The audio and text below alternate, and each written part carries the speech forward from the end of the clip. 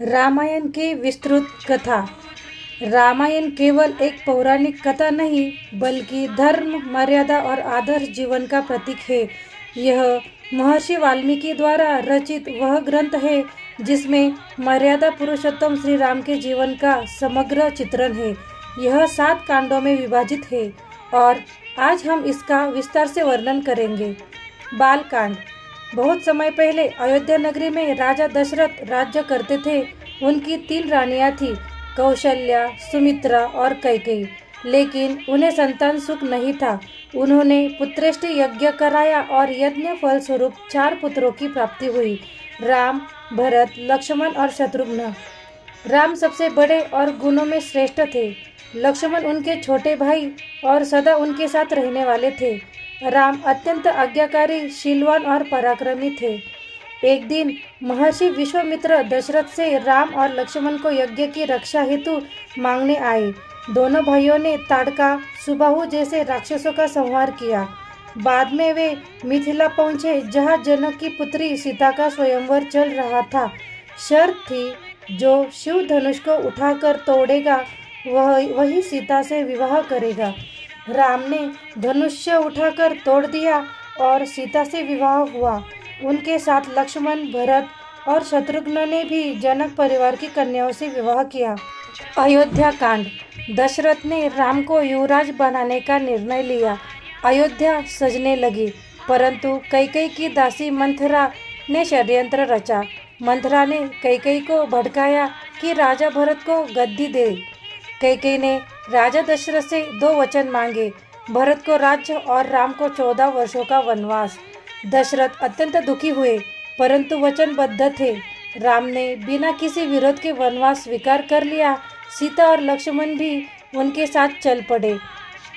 अयोध्या शोक में डूब गई।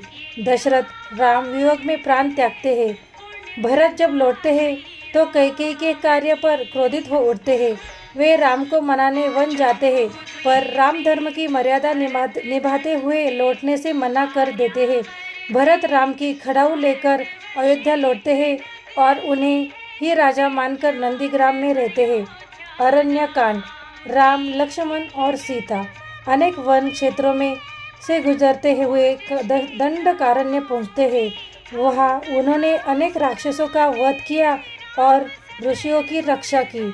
वही एक दिन रावण की बहन शूर्पणखा राम पर मोहित हो गई। राम ने उसे ठुकरा दिया और लक्ष्मण ने उसकी नाक काट दी। क्रुद्ध होकर वह खरदूषण को बुलाती है, जिनका राम वध कर देते हैं। जब वह लंका जाकर अपने भाई रावण को अपमान का बदला लेने के लिए उकसाती है, रावण मारीच की सहायता से योजना बनाता है। मारीच सुनहरे हिरण का रूप लेकर सीता को लुभाता है। सीता राम से उसे लाने की जिद करती है। राम हिरण के पीछे जाते हैं। लक्ष्मण को भी सीता भेजती है। तभी रावण साधु के वेश धरकर आता है और सीता का अपहरण कर लंका ले जाता है। जटायु नामक पक्षी रावण से युद्ध करता है पर मारा जाता है। राम को जटायु से सच्चाई पता चलती है। वे सीता की खोज में निकलते हैं। किष्किंधा कांड। राम और लक्ष्मण चलते चलते ऋष्यमुख पर्वत पहुँचते हैं, जहाँ उनकी मित्रता वानर राज सुग्रीव से होती है। सुग्रीव बताते हैं कि उनके भाई बाली ने उन्हें राज्य से निकाला है। राम बाली का वध करते हैं और सुग्रीव को किष्किंधा का राजा बनाते हैं। सुग्रीव अपने वचन के अनुसार वानरों को सीता की खोज में भेजते हैं।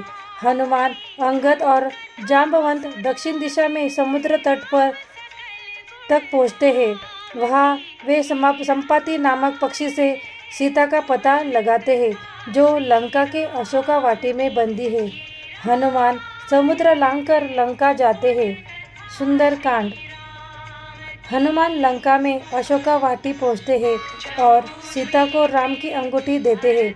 वे उन्हें धैर्य बंधाते हैं और आश्वस्त करते हैं कि राम शीघ्र उन्हें मुक्त कराएंगे। हनुमान रावण को समझाने भी जाते हैं। रावण क्रुद्ध होकर उन्हें बंदी बना लेता है और पूंछ में आग लगवाता है। हनुमान उसी पूंछ से लंका में आग लगा देते हैं। और सुरक्षित वापस लौटकर राम को समाचार देते हैं। लंका कांड। राम वानर सेना सहित समुद्र तट पर पहुंचते हैं। समुद्र मार्ग नहीं देता तो राम क्रोधित हो उठते हैं।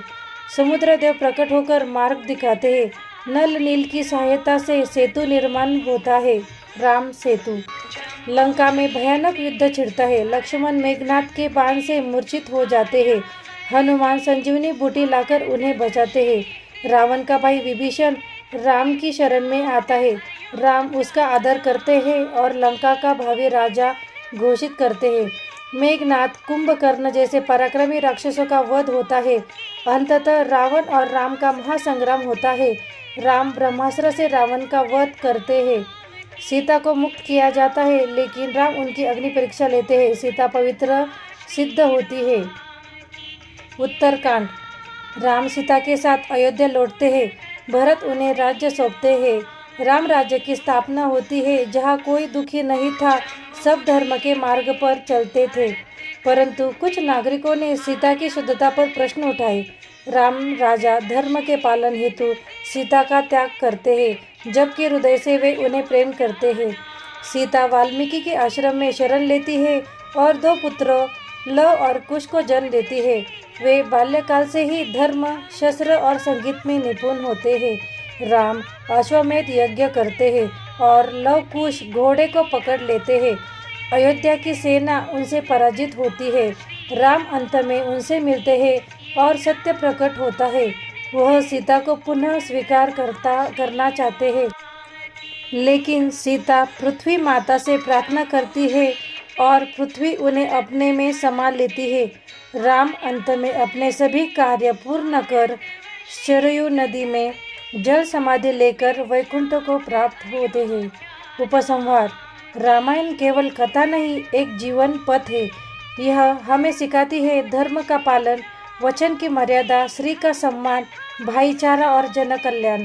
श्री राम मर्यादा के पुरुषोत्तम थे, जिन्होंने हर स्थिति में धर्म को सर्वोपरि रखा। हर दिन एक नई प्रेरणादायक कहानी के लिए लाइक, सब्सक्राइब और बेल आइकन दबाएं।